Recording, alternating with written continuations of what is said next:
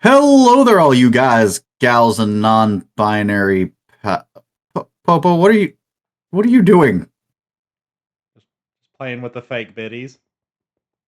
Why do you have fake biddies? I thought they'd help. Help with what? You said we were talking about weird shit. No, I said everyone's talking about Stranger Things.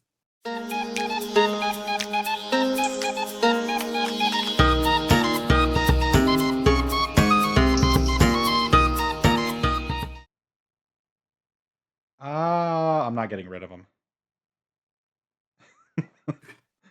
Hello there, all you guys, gals, and non-binary pals. Thank you for making the climb atop the lookout. I am Derek, aka Kami.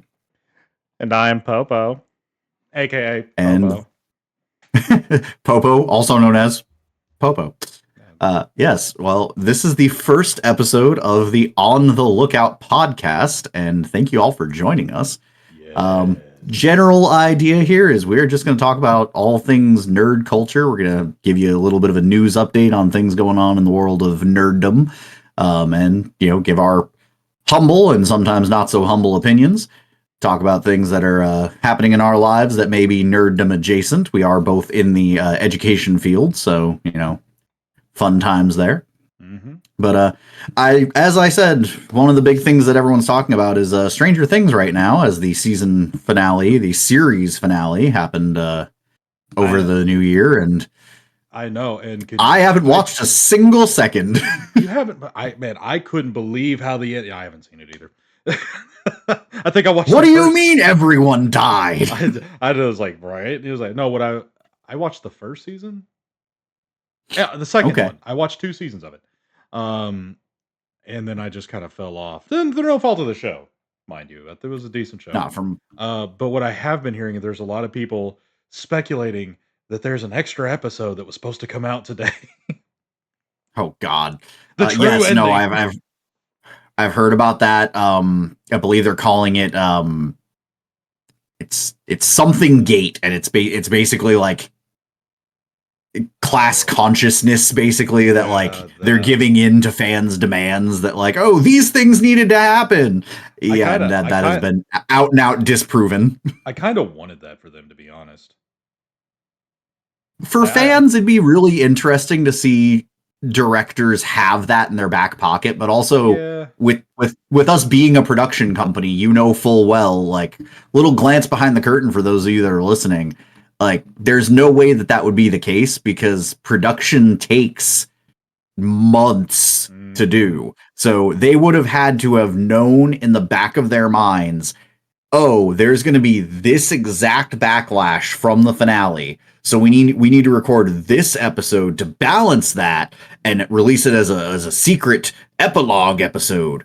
So it's just not something that would happen. You can get that thing from live performances. So when we're talking wrestling or a theater performance where oh, that didn't work well night one, they can edit and tweak and adjust for the next night. But I will say it's to our benefit that we are not fans of the show, which means because we can talk about it and honestly not spoil anything, because we don't know how anything ends.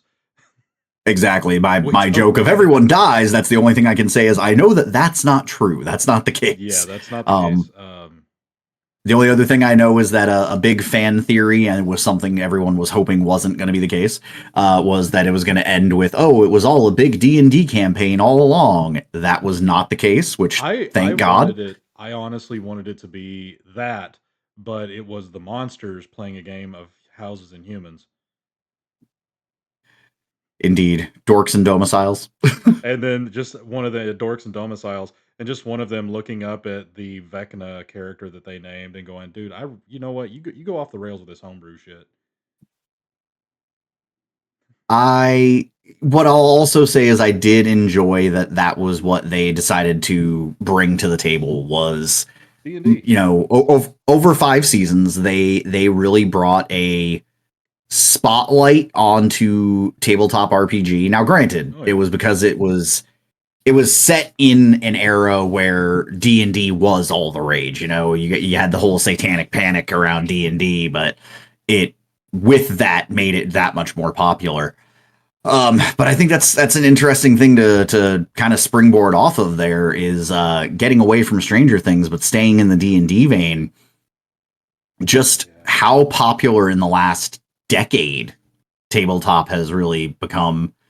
A lot of people can attribute it to like Critical Role, and I'm not going to take away their flowers. Right. What Matt and the team have done is just chef's kiss, and I don't think there's any denying that the spotlight wouldn't be as bright if they weren't involved. Yeah. Off topic, I have to say, because this is being our first attempt at this. Like literally, you just hopped in the room like 5 minutes before this is true. We started. And your background, you see the dynamic we have going here with you on top and me on the bottom. You've got all the bright blue and yellow, and I've got the red and the purple. Just the random happenstance of technology. Gotta love it. Gotta love it. Yeah, no, I actually have the outlook to give you all a little, again, peek behind the curtain. I have the Lookout as my background because I didn't want y'all to see these piles of Amazon boxes that are still behind me in my office from Christmas time. He was good cover with the boxes, piles of Amazon. It was a hellish crusade. They wanted snoo and they're not, as from my understanding, they don't live up to the hype. Again, there's piles of them behind me. So they've got all the hand job technique of a gorilla trying to land a helicopter. Hey, we give Harambe some grace, okay? He tried. If that's what does it for you, I'm not kink shaming. Hey, just some people find gorillas very appealing, just like bananas. For your sake, don't raise your hands if that is you, because then I will shame you. 'Tis not I, good sir. 'Tis not I. But I definitely think I think that we definitely need to talk about just kind of the tabletop renaissance that's happened. God, dude, the year started off so bad because the renaissance occurred because of good old COVID. This is true, and really, if you think about it, like that granted, we go back to 2020 because that's that is the height of COVID. Yeah. But the ability to be able to DM and still have games over things like is it table 20? Don't get me to I have it. Hold on. I have a hyperlink for this. Hold on. I should probably get closer to my mic. Hey, hi Mike. How you doing? How's the wife and kids? Good. Mother-in-law still stuck up bitch? Yeah. Yeah, I know what that's like. Like her name's literally Karen. Roll 20. That's what I was looking for. Roll 20. Okay. Roll 20, and I mean, just in general, WotC that down a little bit. WotC, making things more accessible in the digital age by launching D&D Beyond. And again, giving the Crit Role cast their flowers, them being kind of the heralds originally for D&D Beyond. The fact that back in the day, something like COVID would have just destroyed the tabletop community. Oh yeah. You wouldn't have had access to hang out with. What are you going to do? Throw your phone on speakerphone and hope that you're, able to do a D&D game? Yeah. The weird thing is like what really kills me is that because of apps like Discord that have, multiple videos that can be held in one area, you have what was the one that everyone was doing? Zoom.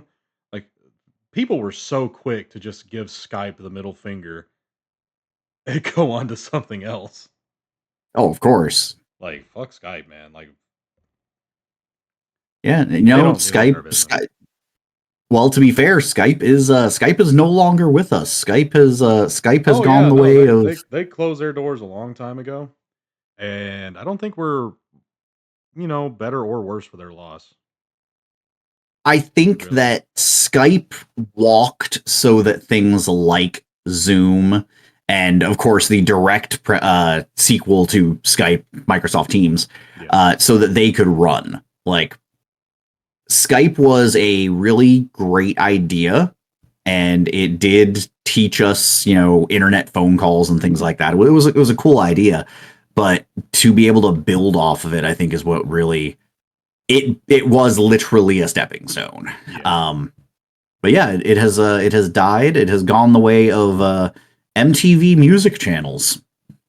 Oh yeah, Did you hear about that? Yeah, I heard about that. And the thing was, when I initially heard it, I heard just MTV was closing their doors, and my initial thought to that was, "Oh God, no! Where's everyone going to get their 24-hour a day ridiculousness fix?" And God, you're actually the one that how told are me, people going to watch Teen Mom? yeah, What is we're it? going to watch Teen Season like Mom 87 of Teen Mom now? and my weird addiction and my 600-pound life or whatever the fuck. And I don't even know if that's on MTV.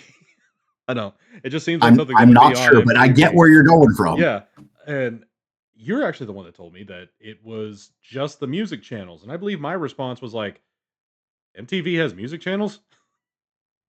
Yeah. And that was the funny thing is MTV actually had a plethora of music channels still. Surprisingly, VH1 was not one of them. That is still the direct competitor to MTV. And they're But still no, they had, around. and they are still around. They're that crotchety old man that's sitting on the porch going, "Ha! I outlived you, bitch." And, funny enough that the way MTV got their start, they were the video that killed the radio star, and they had the balls to play that video to announce them shutting themselves down, and it's like, you ain't been Oh yeah. about that fucking life for decades. No, but I will give them that was a very beautifully done cyclical ending. The fact that back in 86, 81, I think I, s- I, 86? I sent it to you in a message and I can't remember. I think it was Yeah, I don't 81. remember either. But yeah, as beautiful as it was, I just found it hollow. It's like you did this to yourselves. Like your main channel, like you have to branch off and have other side networks because your main channel deviated from the message so fucking hard. 81 at exactly 12:01 a.m. Okay. Um, and yes, they premiered with the music video for "Video Killed the Radio Star," and they ended on December 31st at 11:59 p.m. of 2025 with "Video Killed the Radio Star." The problem is that video didn't kill the radio star in this sense. Video persists, Yeah. but no, it's more like internet killed the video star. Yeah. That the Honestly, the I give it another 10 years before the elder gods, the old gods kill the internet star. elder gods Cthulhu. killed the internet star. You know what? It's Elder going to be Cthulhu, and they're one of coming straight for that one dude that wrote that song about hugging Cthulhu good. Oh yeah, it's like I heard you've been talking shit, boy. What was that about? Nothing's going to be buried here but wood. You see, we've all seen enough hentai to know where this is going. Cthulhu, no! Cthulhu, yes. Cthulhu. I'm sorry, he's got that weird shit on him. He's just like Cthulhu, yes. Oh God, Cthulhu. What if we find out after all these years, Zoidberg was right? Like he That literally comes Cthulhu out, was just Zoidberg all. literally comes out of the water. No, it's time to rain my madness. You Said, have an give to elder god. me. Why not Zoidberg? Why not Cthulhu? It would be fitting, though. It would be fitting that a space lobster with a doctorate in art history was the undoing of the human race. Fingers crossed. Okay, now I wanted to talk on a little bit something different because we are kind of blitzing through our talking points, but it's like, again, what can we really say about MTV other than the shows we just named and the fact that they had to have how many sub channels? I think that's my biggest issue is that MTV made sub channels for the music. When they premiered, they were music television. They were meant for music. They were supposed to be the go-to spot for music videos, for music interviews. They had the big boom with like the I Love the 80s documentary and things like that. They kind of absorbed Spike TV. Yeah, absolutely. And, to a degree, there was nothing wrong with that. Spike was a very niche network. Yeah, it was. Spike was actually introduced as the antithesis of Lifetime, because Lifetime was touted as television for women. Men are bad as because this is Lifetime. as sexist as that may come across, that was literally their tagline. It was Lifetime, television for women. Yes. So Spike TV was like, okay, well, we're going to come out with a channel that's manly shit. Did Spike TV release original movies? Not to the same degree that Lifetime did, but did they release any original movies? I don't know. I do know that they were the ones that like brought Santa sleighs with Bill Goldberg to network television. Yes, that. Also, I don't know what it is. I don't know where it came from. But for the past couple of weeks, coming into and out of the Christmas season, whenever we turn on the TV and we've got the Fire Stick in, there runs a chance, a small chance, that it appears, and it's appeared 3 times. It is a blank, kind of bluish green square with words in it, and all it says is "The Grinch that stole bitches." I don't know what it is, and I'm afraid to find out. I didn't know that Snoop Dogg's small film came out. I'm so proud of him. Now, see, you could tell me that's literally who ran it, and I would believe you, because I don't know what it is. I'm afraid to find out. I'll be completely honest with you. All the hoes down in Hoville loved Christmas a lot. Oh, goddamn. But the Snoop who sat on the stoop did not. I must stop these bitches from coming. But why? I mean, from what we hear from most females, all they have to do in most cases is be a man. Have you tried giving them the ick? Show genuine joy on your face, a sense of wonderment, a sparkle in your eye. That'll do the trick. Listen, I really care about you. I'm going purely off, the list on TikTok, like what gives women the ick. The guy's like, he's like, I mean, if I see a man just genuinely having a good time, that just does it for me. I'm like, you have to be paying people to say this on the street. Nobody's that kind of bitch. I have to wonder about the supposed spontaneous street interview videos, because like the things that people say, how out of pocket they are, I'm with you. Like you've got to be paying these people beforehand. Like, yeah, Rusty. Listen, here's 5 stacks. I need you to go ahead and say this. I like it when monkeys scratch their ass and then sniff their fingers.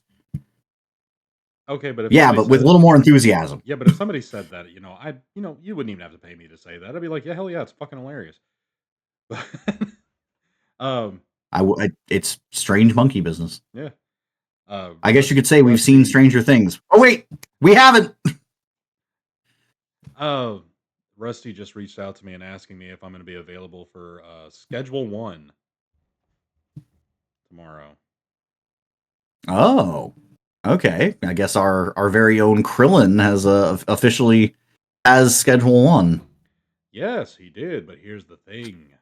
I'm doing this tonight because we can wrap shit up when we need to. Exactly.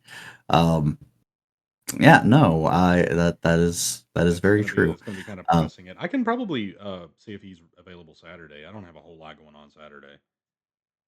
I think Saturday would probably be a better idea, especially like if granted you can only have 2 other players, but if you guys wanted to try and do it as like a community day, you could always. Yeah, because I think that's something we need to bring back, is those Saturday community streams. I got Resident Evil 2, and that's probably the only Resident Evil game, the remake, that I actually bought myself because I got permission from the wife. I said, "Hey, You know, before the rest of this Christmas money goes bye-bye, you think I can get myself a little something?" And she's like, "How much is it?" And I was like, "It's on sale for $12.98." And it was the Resident Evil 2 remake. Now, I have officially played not all the remakes, but all of the remakes that are in the remake bundles 2, 3, and 4. now hold on, And Popo. You have to say for our first time listeners here, you have to say it correctly. Not only have you played Resident Evil games recently as your mainstream thing, you've mhm. been playing them in reverse goddamn order. I liked it. I shit to back up on me, you know. He started with Village, Okay, see, and then he went to 7. okay, okay. No, no, no, no, no, no. Let me explain myself. Okay, let me explain myself. It's not my fault. Fox was over at my house. He was staying about half a week with us. And on one night, we streamed Pokemon because he hadn't played a Pokemon game since I think Gold and Silver. And he wanted to see what the most recent one was like. So I showed him. The next night, we're trying to figure out something to play. And it was like, we finally go, why don't we just venture out and play something that we've never played before? What's something you've never played? And he's like, I don't really do horror games. And I'm like, I don't know if Phasmophobia even counts anymore for us because we played With so how much of it. frequently we play it, I Yeah, so wouldn't count it. I don't really think I do either. I was like, then I remembered because Requiem was coming out in a couple months. They were actually Capcom was actually running a sale on all of their Resident Evil games. And because we're not really big into survival horror as a genre, nothing wrong with it, just not for us. We decided to go with the one that had the most memeability and it was like big titty goth Amazon woman, vampire, whatever, Lady Domitresque. And I was just like, "Are we gonna be able to like take this seriously?" And he goes, "Probably not." But I said, "Fuck it, that works for me. Let's go." So we started playing it. Then after he left, I still have the game. I kept playing, and I was having a lot of fun with it, and I got really good at it too. But then after that, people were like, "Dude, do you have 7?" I was like, "Yeah, it actually came in the bundle." "Oh, you should play 7." "Yeah, okay." I was like, "Whatever." So I played 7, and then someone sent me 4. They didn't buy me the bundle. They sent me 4. So then I Okay. played it next. And then I was talking to my cousin who I got to see over Christmas about me playing these games. He goes, "Have you played the remake of 3 yet?" Because me and him used to play that game all the time. And I'm like, "No." And he goes, "I got you." He hit me up on Steam. He sent me 3. So I went ahead and I played 3, which I tried to play 3 before using the Game Pass you got me, but it wouldn't work. That's true. It That gets is so true. far and it would crash on me. We could never figure out what was wrong with it. Which, knowing what I know now, it probably needed to be a driver update or something. But he sent that to me, and then after I finished 3, and I'm like, "Fuck it, I might as well get 2 at this rate and just play that." It's probably gonna be the last one I buy for a while. I don't So what you're know telling me is I need to buy you the Resident Evil remake. if you want to, I don't know. I don't care really because after playing 2, I haven't streamed it, and, bit of a spoiler alert, I'm probably not going to because I played through, the first run. Because with Resident Evil 2, you have 2 different stories that you could play, Yeah. and each one has an A role and B role. I played the A role of Leon, and after finishing it, I have no desire to revisit it. Okay. Like, I understand the game is great. Don't get me wrong, it is a great game. But with how I felt about 7 is very much the same of how I feel about 2. Survival horror as a genre is just not my thing. I like the action and adventure that's more prevalent in 3 and 4 and Village. It's Okay. much more action Understandable. focused. I like that more. That vibes with me more. People watched me play God of War Ragnarok for I don't know how many days.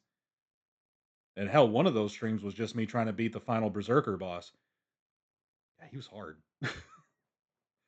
But I forget. Did you play through the DLC for that one? I have not Okay. yet. But I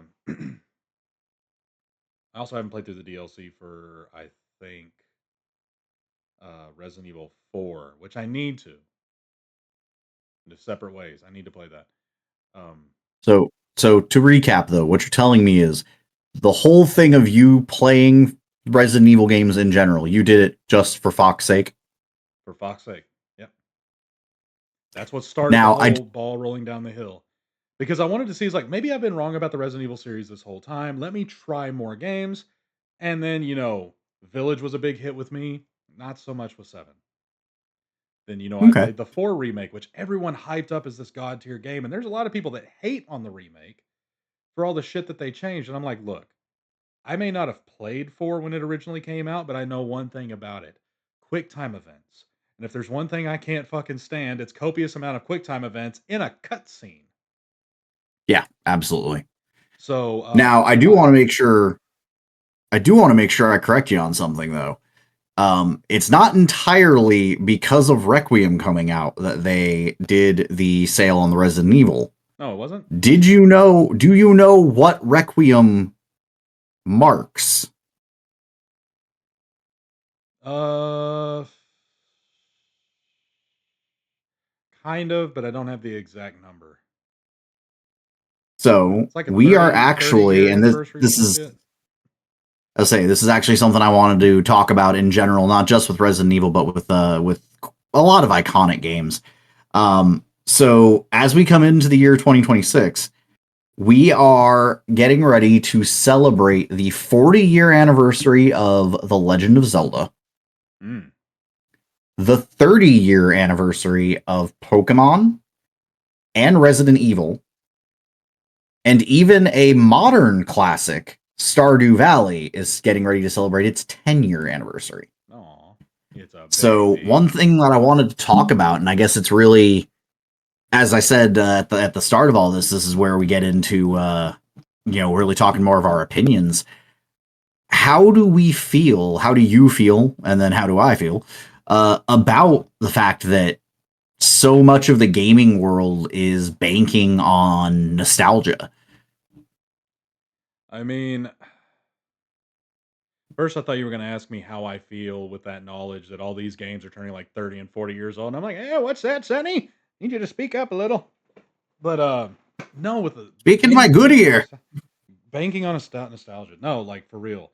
Um, there's so much in the Pokemon games that they just do not let go of that I think would benefit them if they do. But it's that last mechanic that they hold on to in any one of those iterations because people are like, oh, it's just like before. And honestly, if not for nostalgia, I don't know how many of these games would be held as such high regard as they are. Like, we look at the last Zelda games that came out. Well, specifically like Breath of the Wild and Tears of the Kingdom. There's so many references to other Zelda games in those games. Yeah. And like you find the Mirror of the Twilight. What does it do? Sweet fuck all. It does nothing. It's just there as like, hey, you remember? And but what I'll say though is I think that Breath of the Wild and Tears of the Kingdom did it tastefully. I think that they did Yes. it correctly because they still innovated, or at least Breath innovated. And to a degree Tales did too because of adding in Well, the Tears. building mechanic and things like that. Okay, yeah, but here's the thing. But To touch on something real quick, yes, weapons breaking in Breath of the Wild made no sense to me, made more sense in Tears because they actually gave an explanation as to why everything was fucking breaking. Were we yeah, just supposed to assume that Link was just so goddamn powerful that no weapon could withstand him for more than a few swings? Maybe, and honestly, I'd buy it. We watched that man fucking Ganon, like, fold Ganondorf in a blade struggle in Twilight Princess. The boy is jacked. And Gandorf's supposed to absolutely. be the embodiment of power, and he's still like, Link has the ultimate sleeper build. Let's be freaking honest oh, he about does. this. Okay, I will say though, reason I brought up the Mirror of Twilight being a kind of nostalgia grab is because Twilight Princess gave us the baddest baddie who'd ever baddied. And then as soon as, like, we get to see her, she's gone. Absolutely, but I mean, as I'm a sad. Zelda historian myself, it's bittersweet that they did that with Midna, but Yeah. you have to think about the fact that until Tears of the Kingdom, Zelda 2 Link's Adventure withholding, Yeah. we didn't have direct sequels in the Zeldaverse. Like in the Yeah. Hyrule universe, in the Hyrule Historia, we did not have direct sequels. Yes, you knew you were always going to have a Link. You knew you were always going to have a Zelda. But it wasn't the same Link or the same Zelda. Although according to With the, Midna, like to be able to bring her back, to be able to give us more time with the baddest baddie that ever baddied. Well, bro, almost baddest she's baddie that ever baddied. dude, Remember, she was there's my banging wife. from yes, she was banging from every angle, man. That's all I'm saying. Like, But I did not have my awakening then. It did not help things at all. it did not help things. It did not help things at all. But the only way that we could have had more of Midna is either to introduce another game that brought in the Twilight Realm and the Twilly, Mhm. or to do a direct continuity sequel to Twilight Princess that took place within a year or two of the game. I'm gonna share a secret with. I get what you're saying, but I'm gonna share a secret with y'all. It seemed to work pretty well with Majora's Mask. This is true. Now, also, hot take, and this is going to be. Feel free to light Navi's me up in the dead. comments, people. Navi is dead in that one. Feel free to light me up in the comments for this one, guys, gals, and non-binary pals. But I actually am not a big fan of Majora's Mask. Fair. I give it its flowers, but I will argue the people that want to say that it is better than Ocarina of Time, I highly disagree. The It time was different. it was different. I feel that it was their best attempt at capturing what Ocarina of Time had and putting it in a blender with Link to the Past. Yes. That's that's exactly how I feel about it because let me turn my mic back up a little bit. When it came to Ocarina of Time, there wasn't too much more there than wasn't already in your standard Zelda formula, but what it did bring us was this 3D world that we could seemingly explore at our own leisure. Although there still was that certain gates are locked behind certain things, and you needed to perform certain tasks to go there. Um, which is still present in games like Breath of the Wild and Tears of the Kingdom. No matter how open world they are, you still need certain shit before you can go certain places. Absolutely. And I mean, any game that touts itself as open world, even Skyrim, like the quintessential, if someone asks for an open world game, I go, "Have you tried Skyrim?"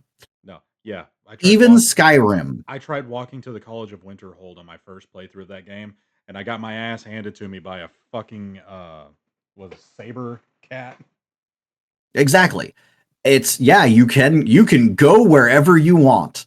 I don't recommend it. But guess what? There is a direct path that you should be taking for your first like 5 to 10 levels. Oh, bro. Uh, Oh, sounds like we have some breaking news. yeah. I mean, you know what? I'll share it here. I'm gonna have to do some recording tomorrow. Okay. Christopher Wolf of Villain Support fame just shared me a script for a remake of a video they had where they didn't have voice acting. Predator versus Hellsing. Okay. I'm being called in to be Alucard. Very nice. Yes, we're gonna have fun with that. I don't ever get to be Alucard. No, as you discussed, like it's all things Popo pretty much. Yeah. Well, Um, shit. Like, even to this day, it's your most frequently requested voice. But real quick before we dive into that, what I wanted to touch on really quick, as we were talking about the nostalgia factor, I'm going to go even beyond games. I'm just going to talk the fact that things in general bank on nostalgia as much as they do. oh There yeah. is a tasteful way to do it, and I do believe that Breath of the Wild and Tears of the Kingdom are chef's kiss examples of that right way to do it, to give the tip of the hat that, oh, we know that people that used to play the old games or that watched the old movies are probably watching this movie or playing this game. And then you have things like the newer Star Wars trilogy, which I try not to give South Park as much credit as it honestly deserves, because, well, I don't need Trey and Matt getting heads so big they can't fit in the elevator. Not Um, again. but member berries, it giving us that is the problem, is that you have studios that bank on member berries. I honestly would And love to play that on stream.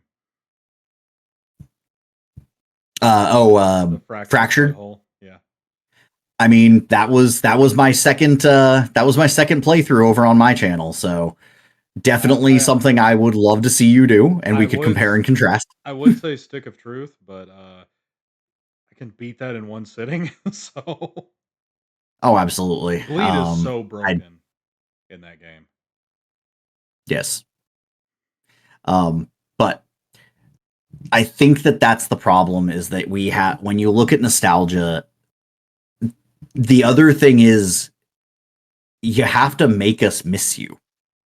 Yes. You I will can't say do nostalgia on something that is still actively been there. looking at So, you, I pose a Sonic the question to you, Hedgehog. good sir. Looking at you, What? Sonic the Hedgehog.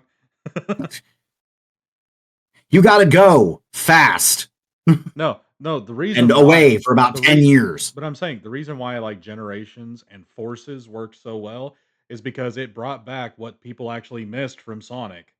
You had the 3D elements that were more prevalent in games like Adventure and Adventure 2, and then you had the classic side-scrolling like 2D Sonic Absolutely. Adventure They and combined paid them the into one. they paid the proper homage. They did. And yes, by the way, for those of you that are wondering, it's pronounced homage. I don't care that it's spelled homage.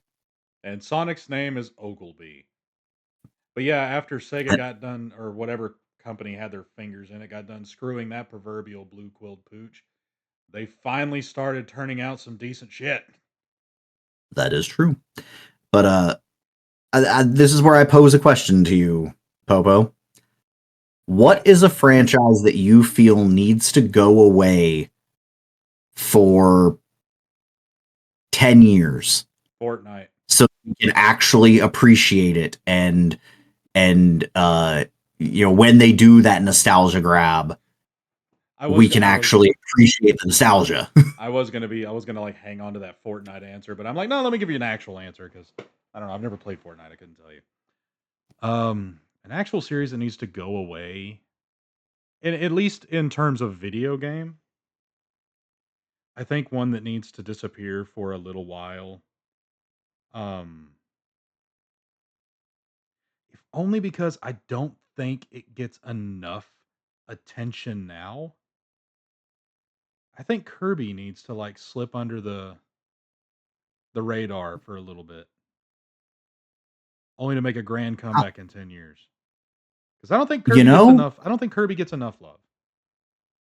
I don't disagree. Especially when you look at the fact that he was like one of the three poster children of Nintendo. It was Yeah. Mario and Donkey Kong were attached at the hip, so we're just gonna call them one. What are we You really had going Mario, DK, you had Link, and you had Kirby. Like, those were your three pillars of Nintendo. right? And here's the thing. Let me pose this.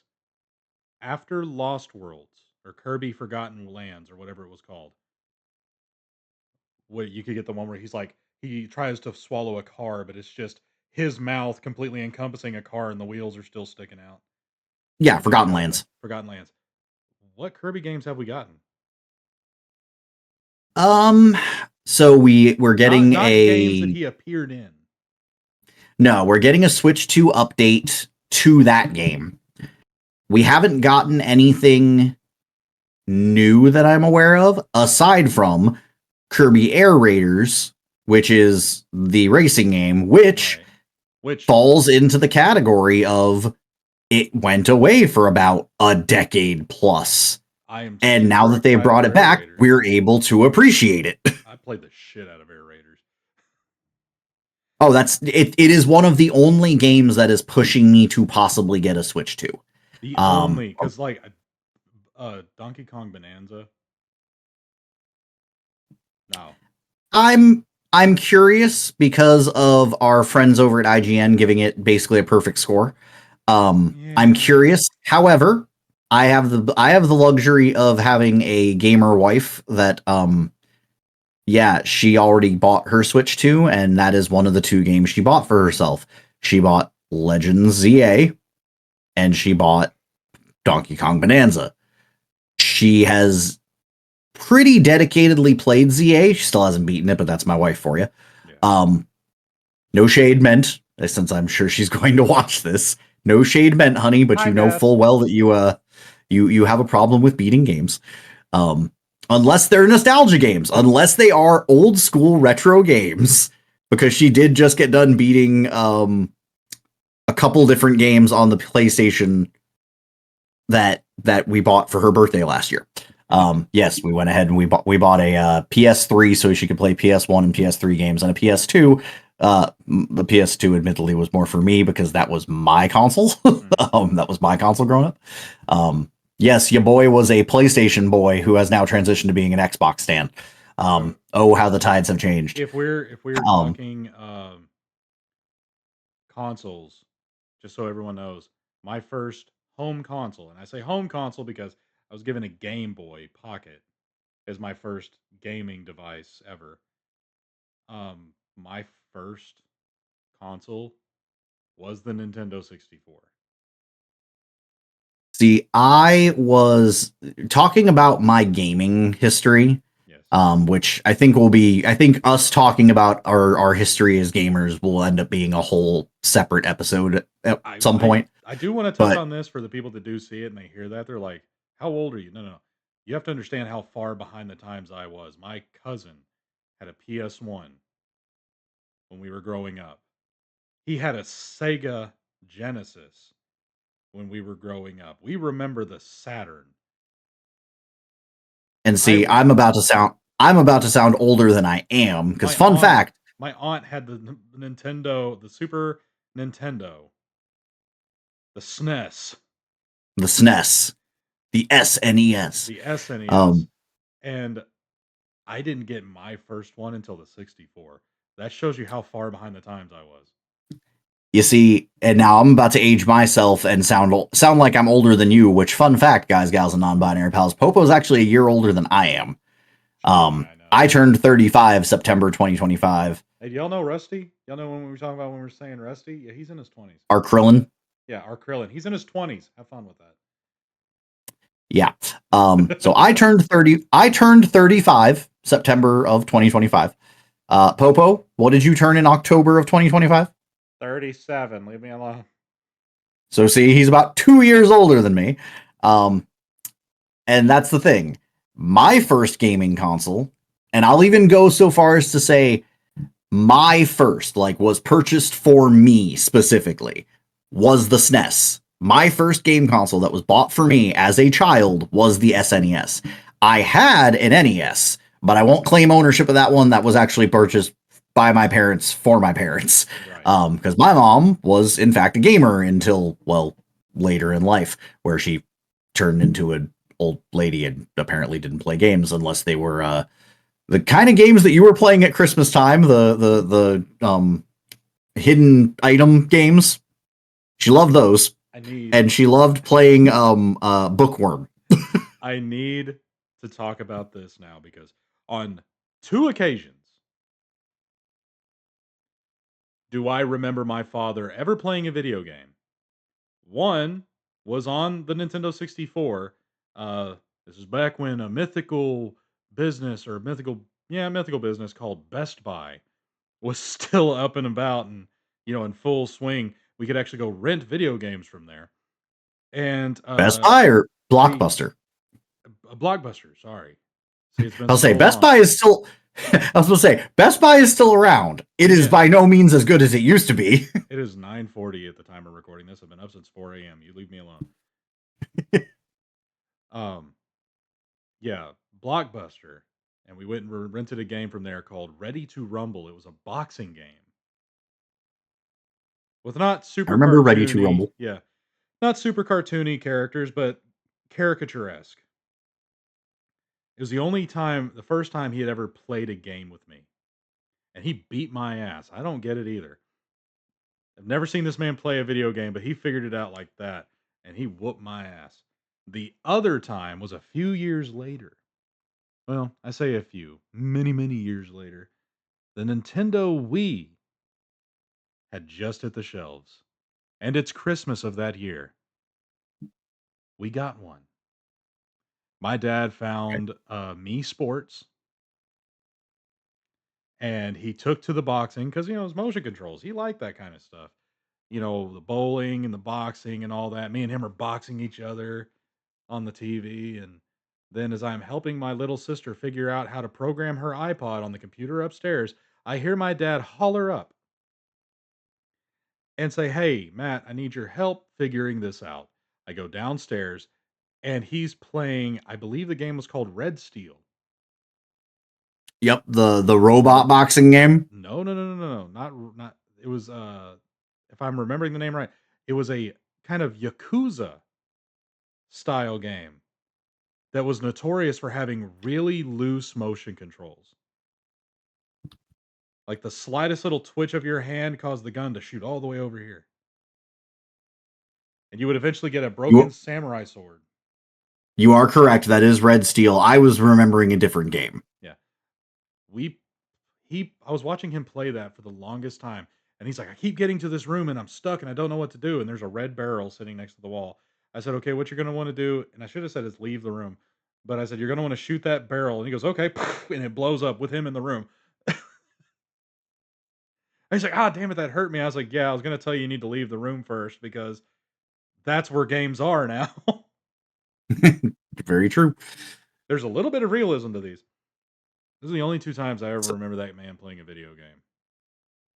but yeah, so I had and this is where my not having a Switch 2 already actually is a little shocking. Is yeah, I was a Nintendo fanboy from womb till about 34. I have been very disenfranchised with the way that Nintendo has been conducting themselves recently. Would never stop my wife from doing what she wants, so of course, encouraged her to go ahead and get her Switch 2 when she wanted it. But I am just not at a point where I feel comfortable giving that much money to Nintendo at the moment. I'll probably end up getting a Switch 2 within the next couple months, but just it wasn't something where I was like, yeah, that's what I want for Christmas. I couldn't in good conscience do that. I don't. So I know this is to gonna. answer the question that I gave you, I would say the thing that needs to go away for about probably a decade, and this is going to be a very hot take, especially with especially with a big announcement coming up in the next month or so. I honestly think Pokemon needs to go away for about a decade. Yeah, I'm I not surprised think by that. that To touch with that, you answering that question. There's one thing I did want to say about nostalgia, since we were, you know, reminiscing just now. I do not envy gaming companies who are trying to capture that sense of nostalgia while also keeping things modern for a new audience. oh, absolutely. No, but one more thing. Today, as we're recording this, is the 1 year anniversary of the Jason Voorhees has Tig Biddies video I did to the Chowder audio on TikTok. I reposted that today, and it's funny because I got them right here. These are the tits. Like I flipped them over where the soft side is up, and then I make sure these things are pointing out, so I've got nips. Yep. Yeah. You're But just getting all the peeks behind the curtain this all the peeks time, behind the guys, curtain. gals, and non-binary pals. Someone just sent a picture as a response to that video, and it just says wood. Wood. Y'all are down bad in the Popo comments, and there's a problem with that. Oh, Jason spent too much time in the lake. He's feeling waterlogged. He's got his own flotation devices now. Does it count if they're still water?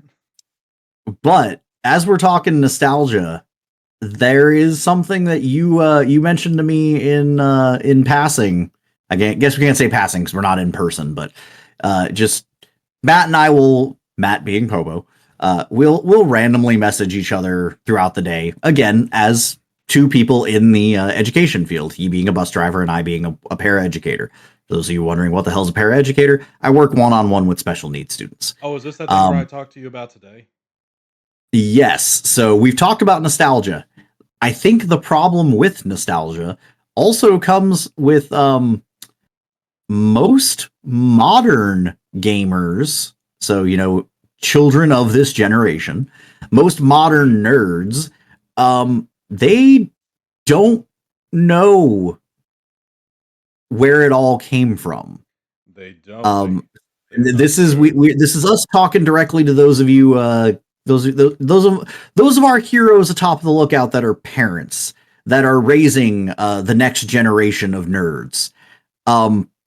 Why do they not know the classics?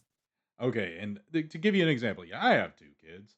They both know that Kamehameha means daddy's about to throw some shit at them. Because that's what I've always done. It's either a shirt, a blanket, a big rubber ball. And they all know that usually means duck and cover. In a playful way. Yeah. I don't lob it at them by any means. But to give you an exact example, there's a child that rides my bus. He's in middle school. He wanted to talk to me about video games. And he started talking about, NBA games, NFL games, FIFA, and all that. And he's like, "What kind of games you play?" And at the time, I was making my way through my speed run. I had just finished my speed run of Resident Evil Village, and I was about to start on 7. And I said, I just played the last Resident Evil game that came out. Sure. I don't know if it was like there was a remake that came after it or something, but it was the last one that came out in the timeline of games. I played the most recent Resident Evil game, and now I'm gonna try to go back and play the one that came before it. And he goes, "What's Resident Evil?" Yeah. And without actually swearing at the child or using any bad language, I basically said, "You fucking with me?" He goes, "I've never heard of it." I said, "You've never heard of Silent Hill?" And he goes, "No, not Resident Evil. No. God of War? Doom. I can forgive Doom, God of War, even Silent Hill. But when a series like Resident Evil that's had not only as many games as it's had, which But when you movies. but movies. And I'm not talking about, there's only like 8 Resident Evil games. There's 20 plus Resident Evil titles between all the different consoles that have come out. Absolutely. And yet, and I mean, 9 movies? How many movies? I don't even know how many fucking movies. There's like 5. But he had no idea what it was. Had never heard of it before. That is what got me. That's why I was like, "What in the fuck?" Well, and so I'll see that and tapping into our love of Dragon Ball. Hell, we've built an entire production company around the idea of a specific location in the series. Okay, here's to touch on that real quick. Here's why I thought he was fucking with me. I brought up Pokemon and he acted like he didn't know what the fuck that was. And I'm like, "No, I know you're fucking with me." So this loops back into the nostalgia, the member berries bit. And it's funny that when I said, what needs to go away for 10 years so that we can appreciate it when it comes back, you jokingly said Fortnite. I remember it was early in the school year this year. I was wearing my Goku hoodie. Now, granted, doesn't have Goku's picture on or anything. It just has the kanji that is on the back of his gi. Yeah, I have that too. Specifically his Turtle Hermit gi. Yeah. And I had a student see it and go, "Oh, isn't that from the Fortnite guy?" That's the problem. Is that, and as musicians, because both of us being vocalists, you as well being a guitar player, but me, I'm strictly a vocalist. I had the same issue with like Glee. When, Don't Stop Believin' comes on and you hear people going, "Oh, that's that song from Glee." No, that is that song from hit 1980s rock band Journey. Yeah. That is the problem with toying with nostalgia, with cherry picking and putting it in things that it doesn't really belong in. So that's kind of what I wanted to touch on when it came to nostalgia. I have my own version of that. A long time ago, when the first Iron Man movie was coming out with Robert Downey Jr., I took my niece to go see it, and she was convinced that they wrote the song Iron Man for the movie. There is that too. Yeah. She even tried to convince me of that, and I'm like, "That's really cute, but you're fucking wrong." That is factually inaccurate, child. Now, there is a segment that this is probably the segment that fans are going to re-listen to. There is a game that I would like us to play as voice actors. Oh, goddamn. It is called That Person, That Line. We are going to this person, that line. That person, this line. This person, that line. Whose line is it anyway? Different show. I was hoping to distract you from nostalgia. Which is the whole point of nostalgia. If only that was a secret. If only that was a perfect segue to announcing that Colin Mockery was going to be on our podcast. Oh God, no, that'd be great. No, yes. Colin, one more thing to talk about nostalgia. The reason nostalgia is so prevalent in many franchises these days is to distract us from the fact that the world sucks. They try to take us back to happier times, but then again, we can also remember that maybe they weren't happier. We were just younger and didn't realize how terrible the world was then. Yes. But I'm not going to take us down that desperate and dark road. We're going to go ahead and do something fun instead. Yeah. We are going to go ahead and pick. I'm letting all of our listeners know, as much as you and I generally have a stand against artificial intelligence. I am going to go ahead and use ChatGPT. I'm going to have it spit out an iconic movie line and an iconic character. And mind you, if neither of us can do the character, well, we're going to try. This will be fun. We'll try. We'll give it the old college try. We both went to college. You flunked out of it, didn't you? No, I couldn't afford the fucking tuition. You poured out of it. I tapped out. All right. You were tapped out. It tapped your wallet and you went, there's nothing in there. I just your tuition. To be fair, it tapped your wallet and you went, please no. And your tuition for this semester is going to be $4,000.39. I'm just like. And your tuition for this semester will be your left testicle. God damn it. Why do you want to take the bigger one? I'm sorry, Mr. Clinton. Just take the smaller one. He don't do shit. All right. Can't even use it for anal because he won't do shit. Iconic movie monologue. And a character or actor other than the original. You know what's fun is talking to a chat that's not there yet. To say it. I guess we could do this live if we ever so chose. That is actually something for those of you listening. That is, it is in the works. We will eventually do a on the lookout live. Fun fact, Popo and I's goal is to be able to do that actually at a Norseforge gathering with y'all. Be able to do an On the Lookout live at Norseforge Gathering. We're not going to say at Norseforge Gathering 6. 1, I probably won't be there. 2, it's a little too soon, but maybe Norseforge Gathering 7. Maybe. Maybe. And I know we could probably get, just variety of people come on and do a little thing and go, because I know at this one, Tank's supposed to be there. Shez Aiden is going to be there. Of course, No Panic is going to be there.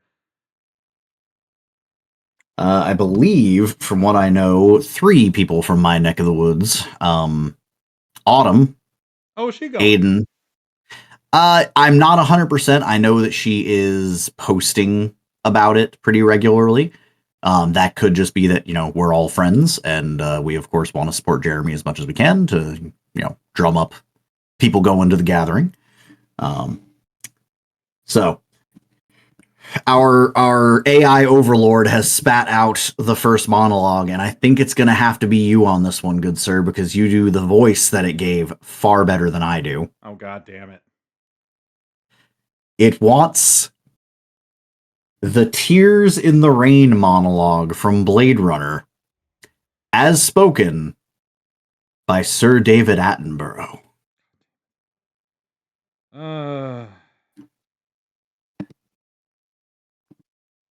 Tears and Rain monologue is a 42-word monologue delivered by a Roy Batty antagonist.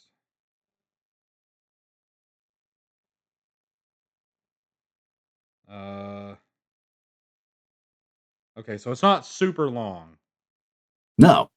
Okay. And these won't necessarily be. I need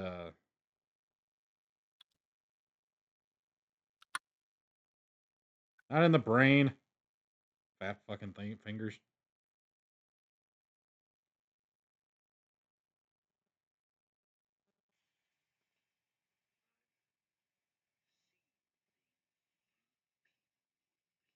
I'm just listening to get it. No worries. Have to listen to Sir David Attenborough. Like I said, I don't have the voice for that one down perfectly.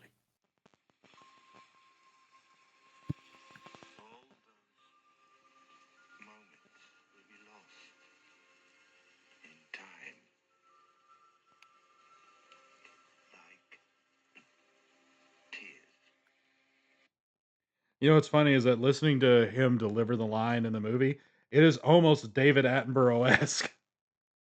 Yep. But to get in my David Attenborough voice, how does it sound on your end? Sounds like I'm about to listen to the world's greatest documentary on the Namekian space frog. Okay. I've seen things you people wouldn't believe. Attack ships on fire off the shoulder of Orion. I've watched sea beams glitter in the dark near the Tannhauser Gate. All of those moments will be lost in time, like tears in the rain.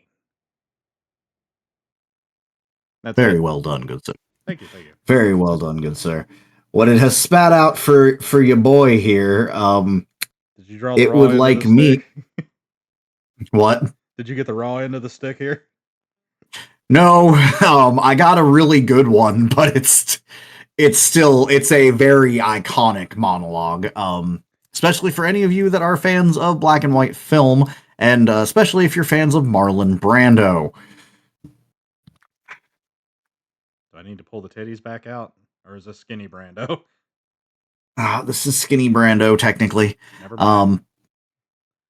It would like me to do the "I could have been a contender" speech from On the Waterfront as Optimus Prime.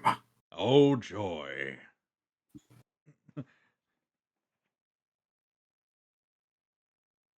Okay, so after I say money, I need you to, and it can be in your own natural voice, I don't care. I just need you to say, "Oh, I had some bets down for you. You saw some money." After you say money, I say, "Oh, I had some bets." Yes. Say that one more time. I had some bets down for you. You saw some money. Okay. It wasn't him, Charlie. It was you. Remember that night in the garden, you came down to my dressing room and you said, "Kid, this ain't your night. We're going for the price on Wilson." You remember that? This ain't your night. My night. I could have taken Wilson apart. So what happens? He gets the title shot outdoors on the ballpark. And what do I get? A one-way ticket to Palookaville. You was my brother, Charlie. You should have looked out for me a little bit. You should have taken care of me just a little bit. I wouldn't have to take them dives for the short end money. I had some bets down on you. You saw some money. You don't understand. I could have had class. I could have been a contender. I could have been somebody instead of a bum, which is what I am. Let's face it. It was you, Megatron. I was going for Starscream. I was like, how am I? I've never done Starscream before, and yet I cannot make myself do any other voice right now. This episode of On the Lookout brought to you by, but not sponsored by, Coca-Cola. It's also brought to because you even as a trained voice actor, what do I do after doing a voice that causes my throat to slightly seize up? Drink soda instead of water. But for those of you that enjoyed that segment, anal sex. No, I don't know why they asked me to talk about it, but I'm here anyway. God damn it, I miss Disney. Why'd they have to let the copyright go? Oh God, Pooh Bear, no! I'm Pooh Bear, yeah. So for those of you that enjoyed that segment, which we'll refine the title, we might even give it its own title card when we get better into editing. Please feel free in the comments to drop down monologues and characters that you would like to see done. Remember, you've got 2 voice actors to pick from, so go ahead and say whether you'd like to see myself or Popo do it, and what character you'd like to hear it as. Be advised, we may tell you that we can't do that character.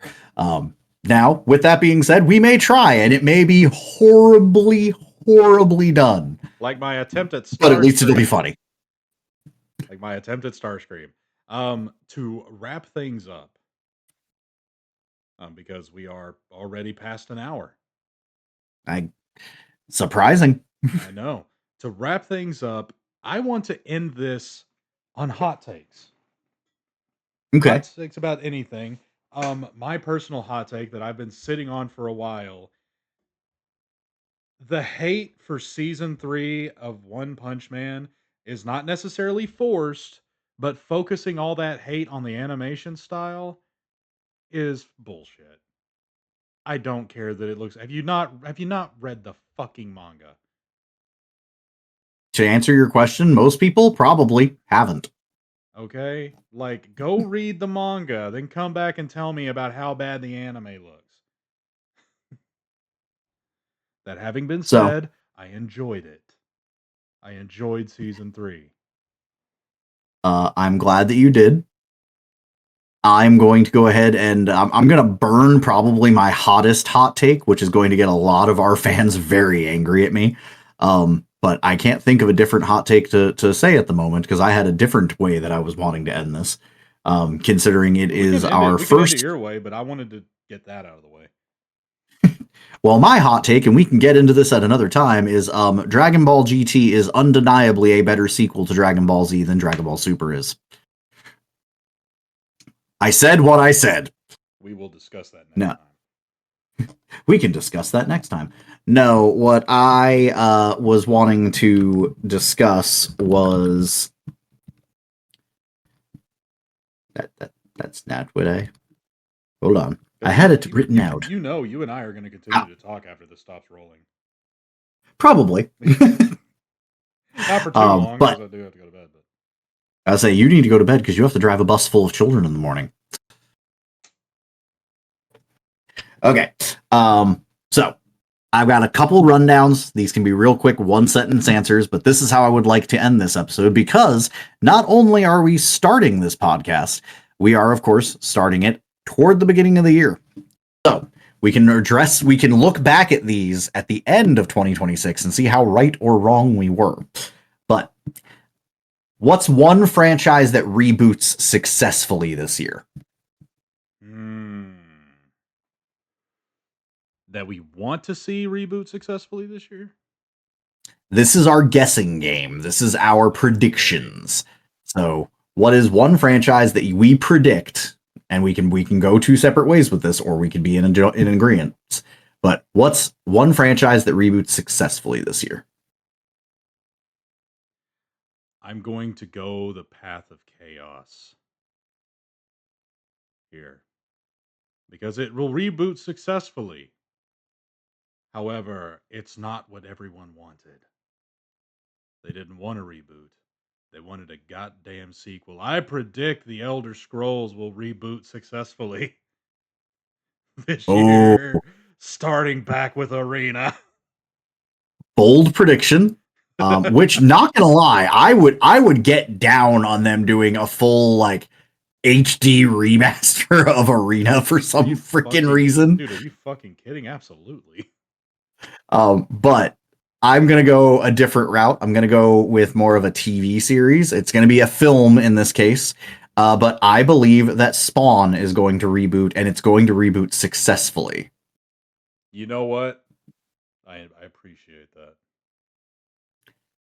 Now, with that being said, we've talked about what we think is going to be successful. What is one franchise? Doesn't have to be a reboot. This could be starting. This could be a franchise that is currently in production. But what is one franchise that is going to faceplant? Can content creators count as a franchise? Yeah, I could see that. Paul brothers. Jake Paul and Logan Paul? Yep. Hard. I am not even going to throw out a second option. I'm going to be in agreement with you, but I'm going to make a small addendum to it. I think specifically as the Paul brothers that they will be a failure. I think Logan is still going to do fine in WWE. I think that he is, as a fan of WWE, I can say that he is an undeniably skilled professional wrestler. I think that he is going to do fine in WWE. I could honestly see him potentially holding a title this year. See, that's where his brother went wrong. And see, he tried to bring scripts into an area where scripts are not supposed to be. This is true, and he got his jaw rocked for it. But what my favorite thing is he was giving the signal during that fight to, tell him to back off, and the dude even flashed him back with before he knocked his ass out. It's like, oh. So what is one tech shift that fans will underestimate? Tech shift?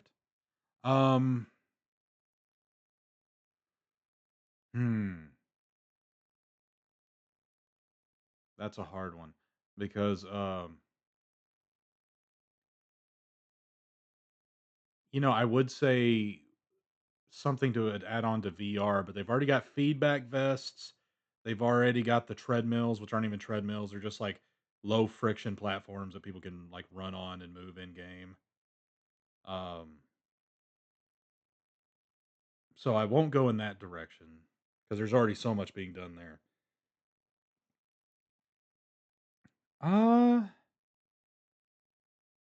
Man, I think I'm gonna let you go first on this one because I'm gonna need something to like launch off of because I'm really not coming up with anything right now. Completely understand that. I'm gonna be honest. It's hard to say because I don't think anyone's underestimating it. I think that people are underestimating just how much it is going to be a tech shift. And I'm going to go with a very niche aspect of it. AI, but in video games. And I don't mean like AI voice acting or things like that. I mean the generative AI that is being used in games like Where the Wind Meets, I think is what it's called. They have an AI in the game that is able to generate additional quests for you based on how you speak with NPCs. I think that that is going to be a humongous shift in the way of RPG games, MMORPGs, things like that, because it allows for, in theory, endless content. Now, granted, they could end up becoming just repetitive fetch quests. Yeah. But I mean, it could also be something that could greatly rewrite the story of the game. And I want a counterpoint to that is where I'm a little like I think it's where Four Winds meet. Is the one I think you're talking about. It's a martial arts game, isn't it? It's Where Winds Meet, and yes, it is a martial arts game. Where Winds Meet. Where Winds Meet. Okay. My problem with that is that if I would have to say it'd probably become like an endless fetch quest thing because for it to generate a new quest, like continuously regenerate new quests, uh, then assets are going to have to be generated, and those assets are going to have sounds. Very To true. not break the immersion. So it's probably going to be recycled fetch quests, which is the same problem that falls into games like, Skyrim. Once you have that's all you have left to do. Is the Radiant quests, yeah. Is the Radiant quests that keep recycling.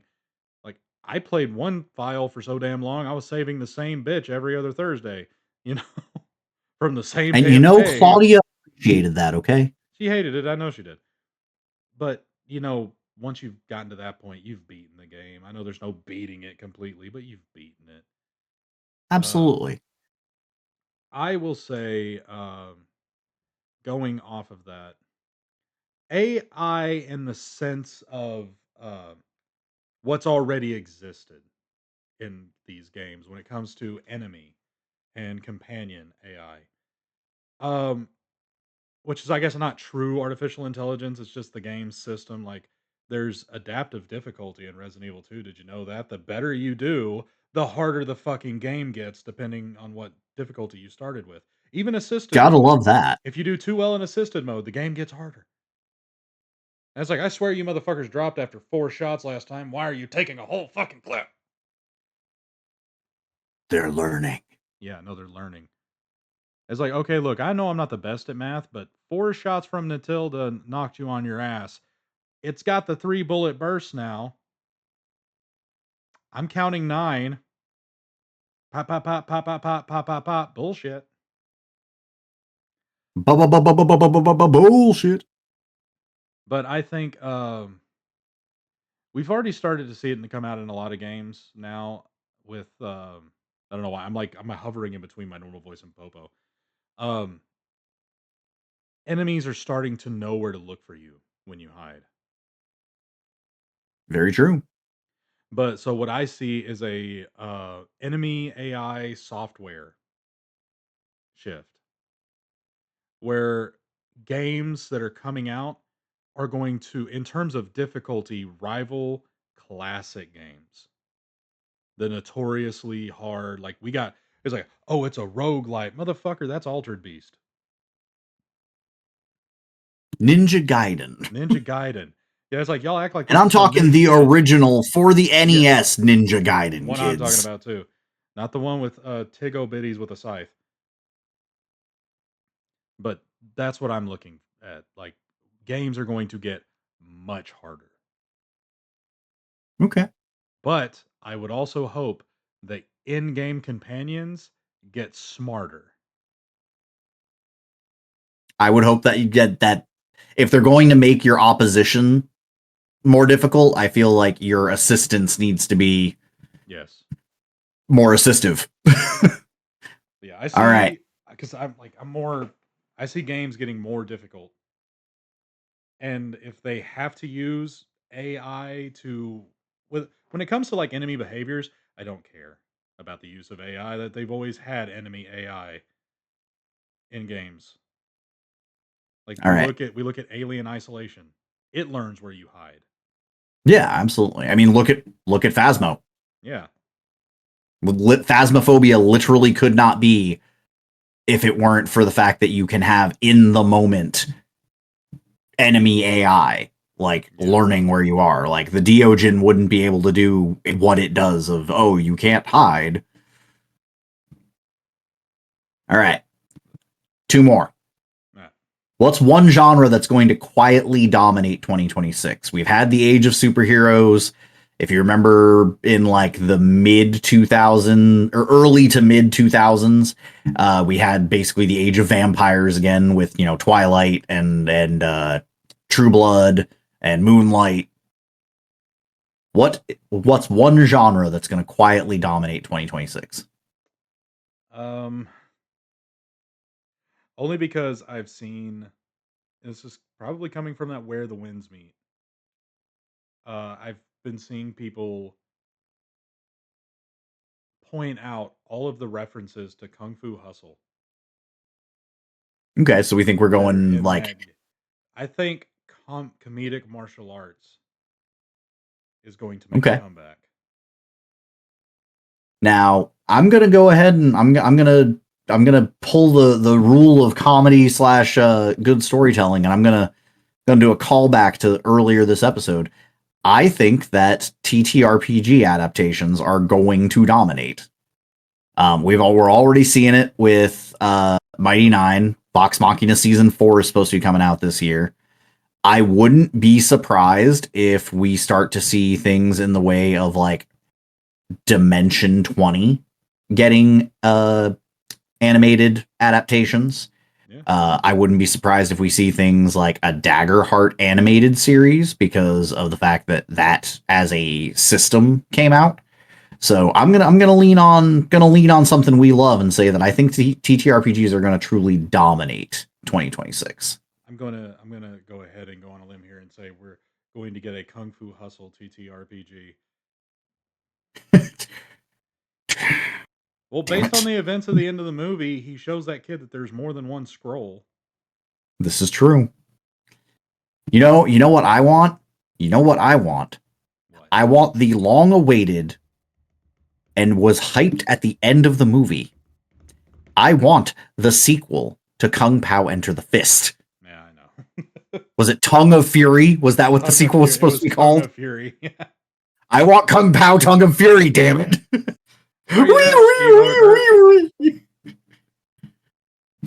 All right. And on that note, the final question, our final prediction to make. What is something that is going to quietly be left behind in 2025? I think the time has finally come. I think, with an exception to, games that come out, I think zombies and zombie likes are finally going to be seeing their slow fade. I can agree with that. Go when I mean by zombies, like the infected dead or whatever you want to call them, like the 28 years later, the flesh eaters. I think they're going to start to see their. They've been hanging around for a while. They've been hanging around before, superhero movies got their rise, and with more series coming out and more movies planned down the line, I don't think we're done with those yet. Okay. Now this is going to be very specific, very niche, technically. But as you brought up superhero movies, because I brought up superhero movies, I think that the gritty, grim, dark, edgelord super movies are going to be left in 2025. You mean the ones that started in the 2000s? Yes. The ones that the ones that I thought were going to get left behind when Guardians of the Galaxy did as well as it did. And I was like, oh, they finally remembered what makes a good superhero movie is some serious moments, but a background and overall of fantasy, if you will. I know it's not really a word, but like being fantastical.